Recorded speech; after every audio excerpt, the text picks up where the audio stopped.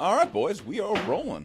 How y'all been? Things have been A-okay, my brother. January starting off very successful when it comes to business and personal life, so no complaints on my part. Bitchin'. You guys having a bunch of new clients come in there, Aaron? You know, the crazy rush hasn't happened yet. It usually happens about end of January, early February when kids are back into school, people are kind of back onto their game, ready to spend money again after the holidays. So we're probably going to see a big wave here, I'd say, in the next week or two. But the last couple of weeks has been really preparing for that wave. So it's been a really busy couple of weeks. Kind of capitalizing on getting that pre-work set up. Absolutely. Love it. Tyler, how's everything going in the box gym, dude? Dude, it's been elevating my game to the next level. I've never felt so freaking alive. You take like a seminar or something, man? Can I just say, can I just fucking bring you to my gym? I need that kind of energy in my space, bro. Dude. The answer's like, how things been going? I've really been elevating my status. Like, Never worked so hard in my life. I need that shit in my place, Dude, man. the word of my week right now is transcended, dude. I killed whoever Tyler was, and I became a new person. Like, in the last 2 weeks, I finally reached a place where this move down to this new gym, I finally was able to kind of like come in with the energy that I was like, all right, this is what it's going to take for success. And I wrote out the principles and values for myself of like, this is what I need to do to stay driven. And I wrote everything out prior to the first day of like, what do I want to accomplish? How am I going to do this? How am I going to structure my days so I can keep this energy, not plateau and not burn out? Man, it's perfect. It's just like Layla Hamosi said, that the only way to become the person you want to become is to slay the person you were before. And I'm just like, hell yes, man. You have to kill that person in order to finally become that next level. So congratulations. Thank you, dude. It's been freaking amazing. I mean, clientele, they have a really good tunneling system. The owner of the gym, he comes from a training background, and his style of how he runs the gym, like he's really oriented towards helping every person in there. So the fitness consults, when somebody signs up for a membership, they get booked with a trainer, and it is like, it has to happen. And they fill people's schedules, and they push towards the newer guy first, because everybody else is like already, their schedule's full.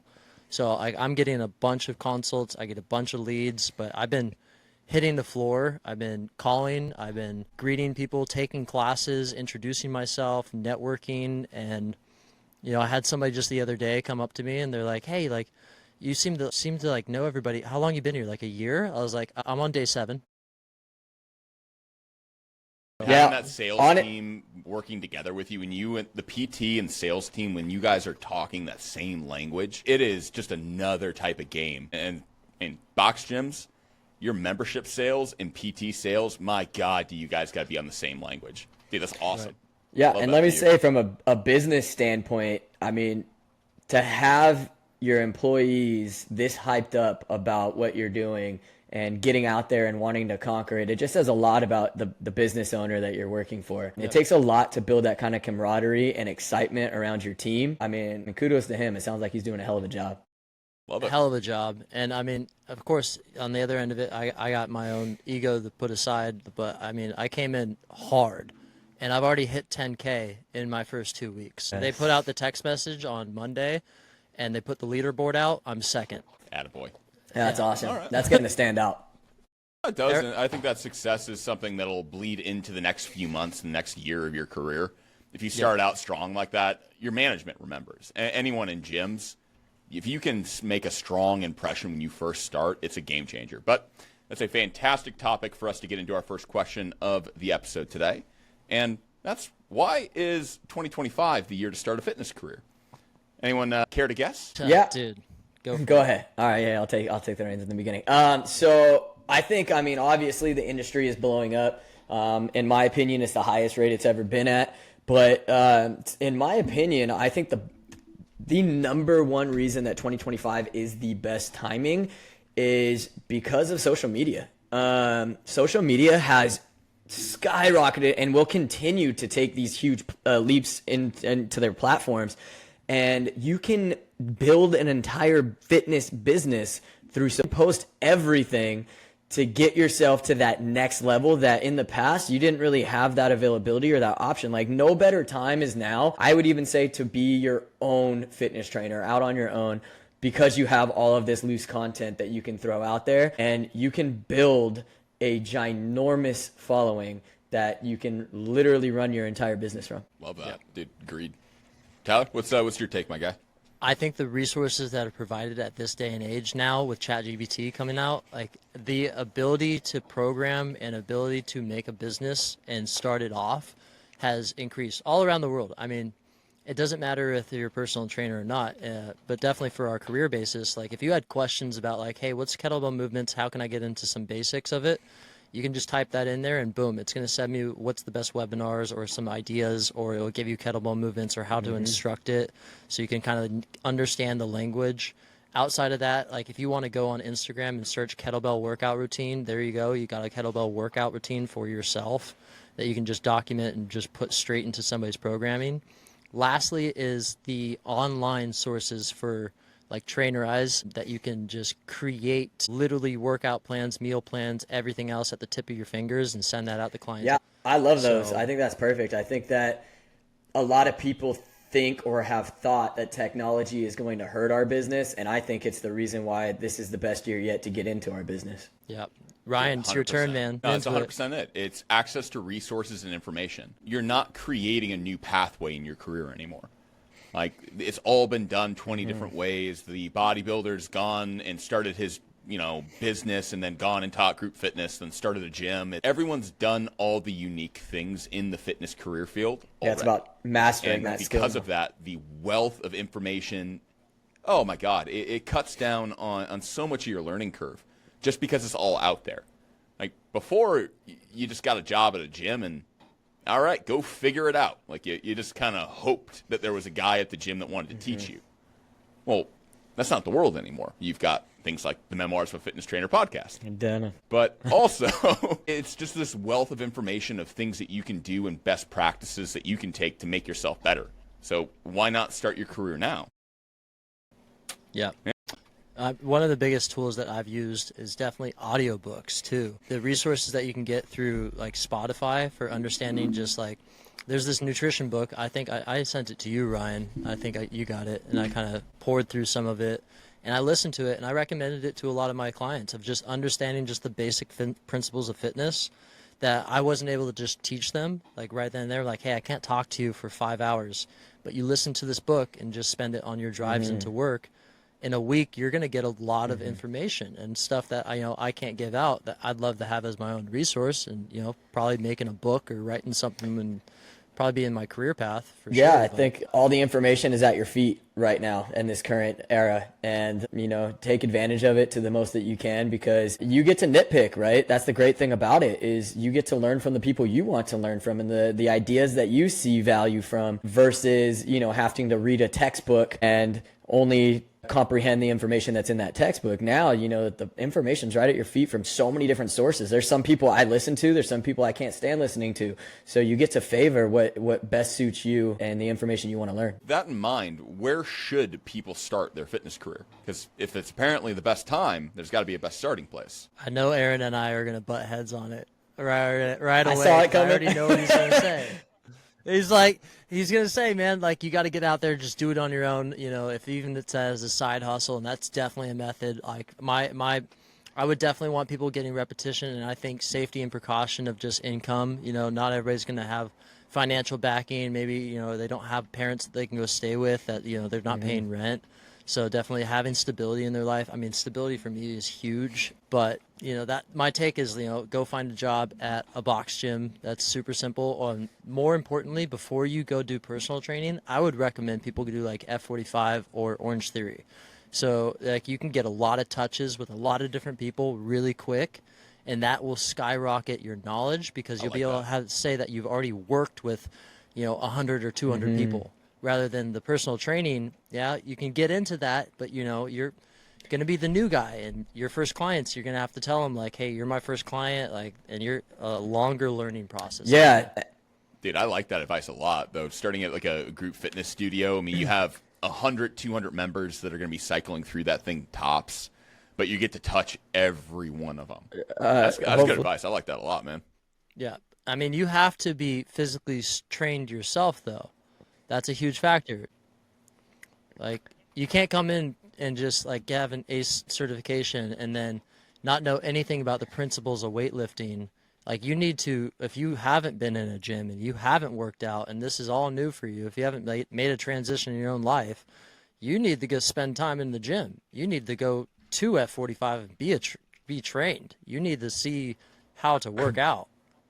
I actually agree with you 100%. I do think that, in my opinion, the vision should be to go to these places and learn the ins and outs, but more importantly, learn what you like and what you don't like about these places. Because it is my vision for anybody in the fitness industry. I'm always going to preach, get out on your own. I am always going to preach that, just because that's where I see the most success. And then you also get to do things once again in the way that you want. But I do believe that, I mean, my first job was with, or I made it to Lifetime, and you're learning from 40 different people, goods and bads. You're learning from their processes. You're learning from their do's, their don'ts, what things that you want to take with you, and what kind of you think are missing pieces in the industry, and what you think can be eliminated from the industry. So I agree. I think you should go start working in a box gym or working for somebody else, so you can see what you like about it, what you don't, and you get to tailorize that in your own when you go out by yourself.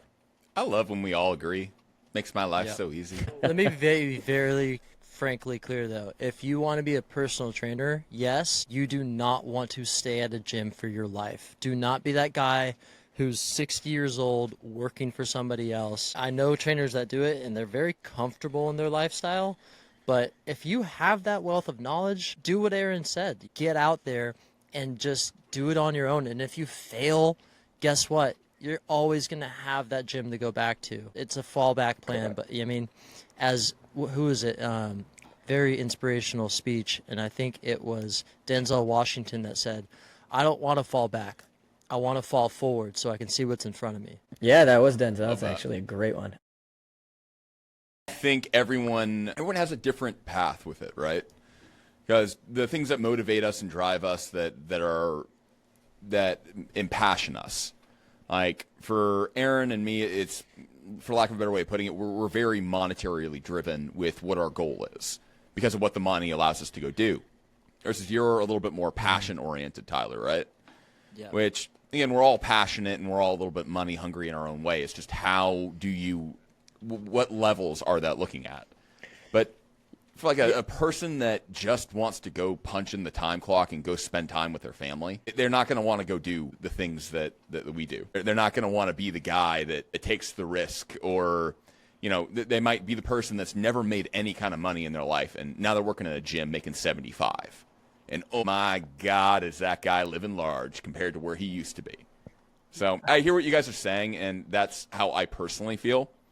But that whole empathy muscle, some people just want to sit there and do their time and retire at 65 and call it. And fitness industry is not going to be any different. Yeah, I can understand that. One of my clients actually, so this is an alternative path for somebody who has like a wealth of fitness knowledge, who personal training is a part of their life, is he bought into a franchise, right? So he already bought something that was a system that was stable, that had already some type of backing. So he bought 2 F45 studios in Colorado, very successful. F45 studios, when I was looking at buying the one in Corte Madera and was looking at numbers, outcome is about $10,000 in your pocket per month. So 2 studios, $20,000 a month in your pocket, minus all the expenses, rent, and paying out everybody else. Like that's another route. That's long term. So this isn't about the new persons. It's still a solution and a place that you can go, and that's all what we're talking about. Is just how should you attack things, in what direction are you headed? And Aaron, I know you got an awesome point, bro. What's up? I just kind of wanted to piggyback on what you guys are saying, and it goes in all different directions. Like, yes, my view is get out on your own, but it's also the best place to start is learning from building it up. And then if you're going to work management within a facility or something like that, it's still getting to design it in kind of your own way. So learning with the ins and outs and learning the things that you like and you don't like, and then managing that team based off of those things, you know, because if you're going to be a manager, it's also important to have that kind of information, because you're going to be teaching, the next line of people who are going to be within the industry. Yeah, I love that. Now, this is something I butt heads a lot with people. How do y'all feel about certifications? Do you need one when you start? Okay. I say you need one to get into the door. I say you need to prove yourself that you at least have some common knowledge. And not only that, it's like you just have to have it in order to be verified. But do I think it's necessary to learn the ins and outs of personal training? Absolutely fucking not. That's going to be hands-on experience. That's going to be learning from your elders. That's going to be learning from the people that you're sitting next to in the gym. Because for me, whenever I was at Lifetime, there was 40 coaches where we were at, and there was very talented coaches there that I learned a lot from. That for me is the ultimate certification. Reading a textbook and answering some fucking questions, to me, it's not necessary. I think it's necessary just to get your foot in the door. Well, dude, it's like studying a craft via textbook. Like, you're going to go study to be a welder and read a book. It's like, there's some like basic information you do need to know, but nothing's going to replace you getting out there and just drilling your craft on repeat. Tyler, how you feeling, bud? If you're a private welder, if you want to be an actual welder in the state of California, you have to go through a very rigorous type of process. I know a buddy who's trying to do that. Just throw it out there. That's talking the about takeaway welding. But no, I don't think it's necessary on a certain extent. If you're somebody who exercise has been your passion, you were in every sport that you could do in high school. You've been in the gym. You were coached by football coaches. You've never left a gym setting. You maybe did CrossFit. You found some type of passion, and then at that point, you're like, okay, I want to do this. I want to coach. Like the CrossFit coach that I just went to on Friday, who I went to his gym to go check him out and just go mess around with some Olympic lifts. And I was talking to him. I was like, oh, cool. So, what was it like getting the CrossFit level 1 or doing all that? And he goes, I don't have that. I was like, no, I know how to lift. I was like, yeah, I could believe that because I've watched you, and he's also an amazing boxer. And I met him through my MMA gym. He's the boxing coach there. He knows how the body moves, and that's just his passion. That's his life. On the other end of it, if you're somebody who took communications in college, you've never really been in a gym setting, you go to group classes, you're okay with it, yeah, you should probably learn about overload principle and some of the injuries that you might be coming across and when you should push somebody, maybe understand the fit principle, frequency, intensity, time. What's the last one? Something like type. So that's some basic knowledge stuff you should go understand. Actually, I actually agree with that in a sense of I think experience is exactly what speaks all. And so I do think if you come from a background with experience in the fitness industry, then a certification itself, you're pretty educated and you're going to further your education on your own.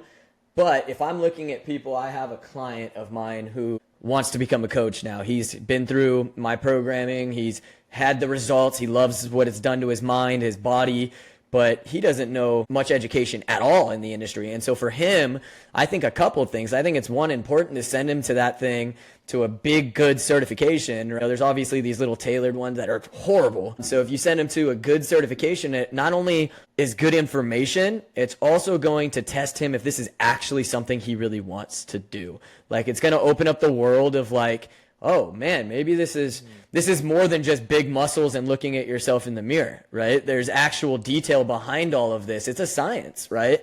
And so I think that's important for somebody to do a certification, is really open up the world of what personal training and what fitness really is, because it's not for everybody. And, if they fall in love with that information, great, pass the test and then get your hands-on experience. But I do think in that case, it to somebody brand new, like Tyler was saying, it could be very important information. Yeah, I agree with that. One thing I like is it gets everyone speaking the same language a little bit, and kind of make sure that even if it's, again, like a certification, for most of them, even like the big ones like NASM and ISSA, all of those, you're more or less doing an open book test. It's not like a very intensive, like, oh, I went to the skills workshop for 2 months. Like, no.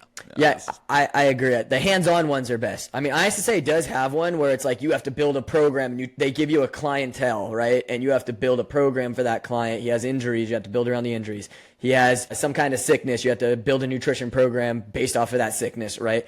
So, yeah, I think that is so much more hands-on of how a certification needs to be, because you have to implement, right? It's not just a fucking ABCD questionnaire. Like, you actually have to implement what you're learning. And so I think that is very beneficial to those newbies. Yeah, that was a requirement 100%. of NASM. Okay. NASM's strength and conditioning program has that, where you have to actually build the program. Okay. Then one thing I want to ask, since I think we've kind of gone to the same conclusion that getting people in a box gym is probably the route to go, or starting it as a group fitness studio is kind of the place to begin. But what do you guys feel your start of your career should look like? Like, just from a general 10,000 foot view, you're looking at someone start their career. What's that going to look like, and what should it look like? Aaron, what do you got? Man, so from the very beginning of your career, I would say you really have to kind of put your ego aside, and you have to be a fucking sponge. I think you have to really learn from the other people. And, the gym itself is a very ego-driven place. And so to be able to put your ego aside and, learn from others and not think that you know it all is crucial. So I think that's the starting point. And then starting to put those bits of information to work, and to work for you, and to tailorize it into what's best for you on how to get clientele, how to retain clientele, and how to ultimately get clients results. Nice. TJ, what are you feeling? How do you feel that career should look? I like the idea of being a sponge of knowledge. My first take for anybody who's starting out is, if you go to a gym, you go to a location, you're in this box place, you want to first go there and pretend like you're going to be a new member. Go there, and when you walk through, say, hey, I just want to see the gym, and see how it matches your personality.